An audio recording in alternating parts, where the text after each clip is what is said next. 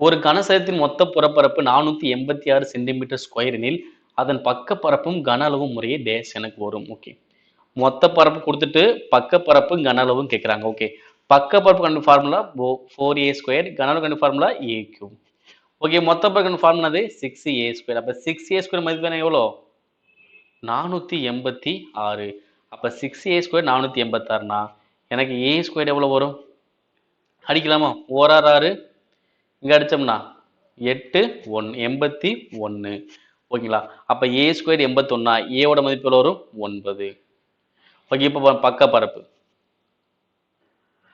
Formula 4a². அப்ப 4 into a² மதிப்பு தெரியும்ல எவ்வளோ? 81. அப்ப 81 இன்ட்டு 4 எவ்வளவு வரும்? 324. இங்க சென்டிமீட்டர் கொடுத்தாங்கன்னா சென்டிமீட்டர் ஸ்கொயர். ஓகே, அடுத்து கன அளவு என்னது? a3. அப்ப a ஓட மதிப்பு எவ்வளோ?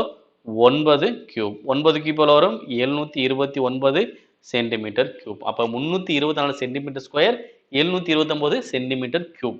எங்க இருக்கு? இங்க தான் இருக்கு. ஓகேவா? இங்க ரெண்டுமே நம்பர் சமமா தான் இருக்கு. பட் பாத்தீங்கன்னா பரப்புனா சென்டிமீட்டர் ஸ்கொயர்ல இருக்கணும். இங்க என்ன இருக்கு? கியூப்ல இருக்கு. அப்ப தவறு. கனவுனா கியூப்ல இருக்கணும். இங்க ஸ்கொயர்ல இருக்கு. அப்ப இதுவும் தவறு. ஓகே, பரப்புனா ஸ்கொயர்ல இருக்கணும். கனவுனா கியூப்ல இருக்கணும்.